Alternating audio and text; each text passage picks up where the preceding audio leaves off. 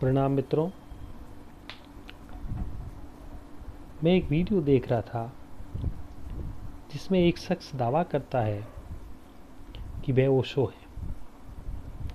1995 में वह पैदा हुआ है और 27 वर्ष के लगभग उसकी उम्र होगी। तो वह दावा करते हैं कि वह ओशो खुद पैदा हुए हैं और ओशो ने देखा 1990 में देह त्याग के बाद कि अब बहुत ज़्यादा टेक्नोलॉजी आगे बढ़ रही है, इसलिए जल्दी दोबारा इस पृथ्वी पर आएं और अपना काम करें।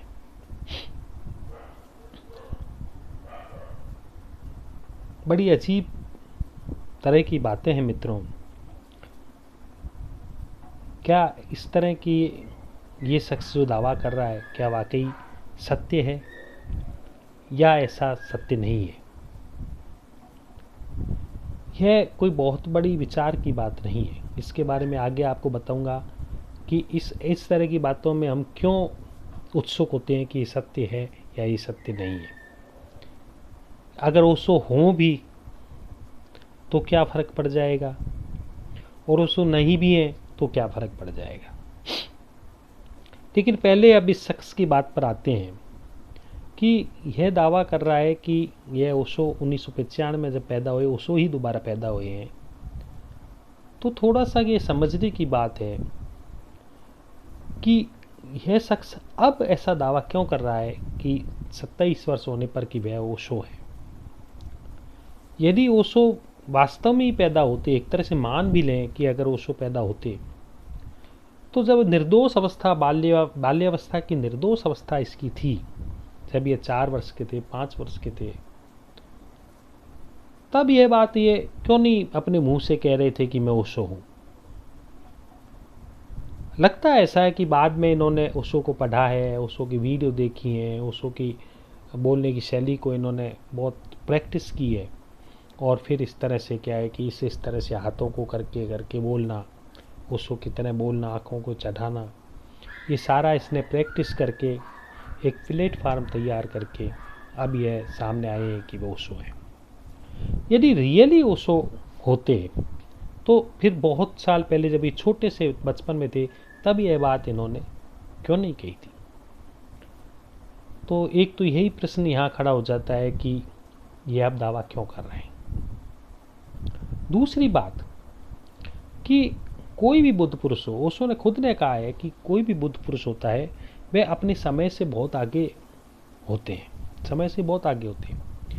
यानी ओशो जब 1990 में अपनी देह त्याग कर गए तो वे समय से इतने आगे की बात कर गए कि 100-150 साल तक वो बातें अब क्या है कि प्रभावी रहेंगी।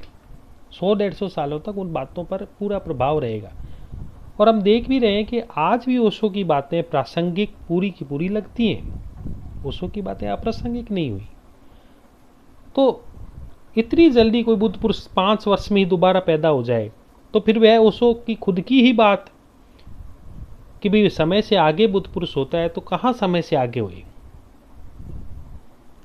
तो आज तक तो ऐसा हुआ नहीं किसी बुद्ध पुरुष के कि इतनी जल्दी दोबारा बुद्ध पुरुष ने जन्म लिया हो। वैसे भी कोई बुद्ध पुरुष दोबारा जन्म बहुत कम लेते हैं, बहुत कम उदाहरण से सामने आते हैं, और ओशो जैसी चेतना तो बहुत वर्षों बाद ही शायद दोबारा हुए।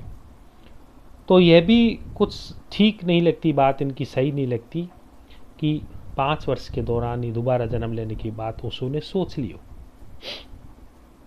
क्योंकि ओशो अपने समय से बहुत आगे थे, बहुत आगे थे। और वो जो दे गए हैं, जिस तरह की विधियां दे गए हैं, जिस तरह की तकनीकें दे गए हैं, वो आज भी काम करती हैं। तीसरी बात कि ओशो के ये शख्स हैं जो ओशो के इस तरह के जो हाथों की मुद्रा है, बोलने का ढंग है, उसको हूबहू नकल करते हैं। तो यदि ओशो दोबारा आए और उसी तरह की बोल रहे हैं, उसी तरह के हाथ हिला रहे हैं, तो फिर सारे कर्म भी वो उसी तरह के करेंगे। ऐसा तो होगा नहीं कि खाली हाथों में ही ओशो अपनी पुरानी चीज़ों को, आदतों के हिसाब से काम कर रहे हैं और बाकी कर्मों में उस तरह से काम नहीं कर रहे हैं। तो ओशो का जिस तरह से व्यक्तित्व था मित्रों, ओशो का जिस तरह से बात कार्य करने का ढंग था, वह बहुत विद्रोही प्रकृति का रहा है शुरू से ही। बहुत विद्रोही। ओशो शुरू से ही विद्रोह की लाइन में चले थे, लेकिन ये शख्स की कहीं भी ऐसे उदाहरण नहीं है कि इन्होंने बहुत ज़्यादा विद्रोही जीवन को जिया हो। इनके गांव, इनका शहर, कहीं भी ऐसा कोई उदाहरण सामने नहीं आता है कि भाई इन्होंने बहुत ज़्यादा विद्रोह व्यक्तित्व बचपन से ही अपनाया हो और आज भी कोई विद्रोही व्यक्तित्व की तरह कार्य कर रहे हो, वो नहीं दिखता है। तो केवल हाथों को इस तरह से करने या ऐसे बोलने से ही ओशो नहीं हो जाते हैं। ओशो के कर्म भी उसी तरह के होने चाहिए। यदि आप इस शरीर के माध्यम से वैसे ही काम कर रहे हैं जैसे ओशो का शरीर करता था, तो फिर कर्म भी आपकी उसी तरह से निकलने चाहिए, लेकिन कर्म आपके उस तरह से नहीं निकल रहे हैं। ओशो को कार्य करने का ढंग ऐसा था कि ओशो तुरंत परिवर्तन करते थे अपने कार्यों में, बहुत जल्दी परिवर्तन करते थे और बहुत जल्दी तेज गति से ओशो क्या है कि परिवर्तनों को अपनाते थे। अपने कार्य करने का ढंग उनका बहुत अजीब व गरीब रहा है, लेकिन इनके कहीं भी कार्य करने का जो है वो उदाहरण सामने नहीं आ रहा है। 27 वर्ष का समय निकल चुका और कुछ भी नहीं, अभी तक कोई परफॉर्मेंस नहीं, कहीं पे पता नहीं किसी को कि इतने सालों में इन्होंने क्या किया है। तो यह सब बातें ऐसी हैं मित्रों की विश्वास करने योग्य नहीं है। और वैसे भी अगर हम ओशो से बहुत गहरे में जुड़े हुए हैं, बहुत गहरे में जुड़े हुए हैं, तो ओशो तो आज भी है ही। ओशो आज है, जरूरत नहीं है दोबारा पैदा होने की। लेकिन इस तरह के लोग क्यों ऐसा लाभ उठाते हैं, क्यों इस तरह की बातें करते हैं, उसके भी कारण हैं।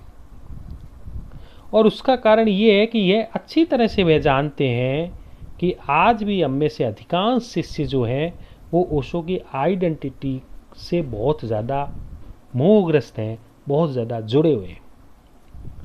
ओशो की आइडेंटिटी से हम इतना ज़्यादा, हम में से अधिकांश लोग जुड़े हुए हैं कि ओशो शब्द लेने से ही ओशो के सन्यासी कई बार क्या है कि भड़क उठते हैं। ओशो को कुछ उल्टा कह दे, ओशो के सन्यासी भड़क उठते हैं। इसका मतलब ओशो के जो सन्यासी हैं वो बहुत आइडेंटिटी से ओशो के जुड़े हुए हैं, और इसी जुड़ाव के कारण यह लोग फायदा उठाते हैं। ये कहते हैं कि अच्छा वो आइडेंटिटी से आप बहुत पसंद करते हैं, उस आइडेंटिटी को आप पसंद करते हैं, वही आइडेंटिटी दोबारा आपके सामने आ गई।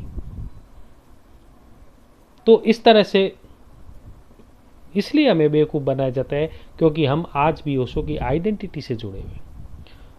तो ओशो की जो चेतना है, शरीर के पार की चेतना है, यदि हम उससे जुड़ें, हम ओशो की बात करने का ढंग, इस तरह की हाथों को चलाने का ढंग, इनसे हम ज़्यादा प्रभावित ना होकर के हम जो शुद्ध चेतना थी उससे प्रभावित हों और अपने भीतर की चेतना को समझने के लिए सीधे जुड़ें उस चेतना से, तो फिर इस तरह के लोग बीच में नहीं आ सकते। क्योंकि अब हम ओशो को व्यक्ति के रूप में नहीं देखते हैं। अगर हम ओशो को व्यक्ति के रूप में नहीं देखेंगे तो फिर ऐसे लोग व्यक्ति के रूप में सामने नहीं आएंगे हमारे सामने। तो कुछ हम में भी ऐसी अभी भी आसक्तियां हैं, मोह हैं, जिस कारण से ऐसे लोग लाभ उठाते हैं, फायदा उठाते हैं। तो मित्रों, मेरे कहने का तात्पर्य इस वीडियो के माध्यम से यही है कि ऐसे गोरख धंधे अभी भी और चलेंगे। किसी शख्स विशेष पर अपने ज़्यादा नहीं बात करनी, क्योंकि यह तो एक उदाहरण दिया मैंने, जो शख्स इस तरह से कर रहा है ये उदाहरण सामने आया। लेकिन इन ऐसे लोगों के प्रति हमें ज़्यादा ध्यान नहीं देना है। इन लोगों पर कुछ ज़्यादा ध्यान देने से कुछ भी नहीं होगा। वैसे ही बहुत ज़्यादा क्या है कि वैचारिक दरिद्रताएँ बहुत ज़्यादा क्या है कि दुनिया में व्याप्त हैं। हम कहाँ कहाँ किस किस पर ध्यान देते रहेंगे।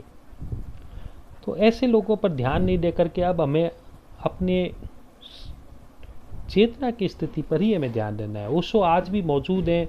ओशो ने खुद ने कहा है कि मैं शरीर की सीमाओं से बाहर चला जाऊंगा जब देश त्याग दूंगा और पूरे सर्वत्र में व्याप्त हो जाऊंगा। आप सभी के लिए मैं उपलब्ध रहूंगा। तो वे आज भी उपलब्ध हैं, लेकिन उस शरीर के रूप में नहीं, उस आइडेंटिटी के रूप में नहीं। वह आइडेंटिटी हमारे दिमाग में जो गहरे बैठ गई है उससे हमें निकालने की ज़रूरत है। और ओशो को हर जगह देखने की ज़रूरत है। यहाँ भी ओशो हैं, आप जहाँ भी बैठे हैं वहाँ ओशो हैं। उस ढंग से आप इसे देखिए, तब आप ओशो के व्यापक रूप को, विराट रूप को समझ पाएंगे और तब आप या हमें ऐसा कोई भी शख्स है जो भ्रमित नहीं कर पाएगा, जो इस तरह की बातें करके हमें भ्रमित करने की कोशिश करते हैं। धन्यवाद, प्रणाम।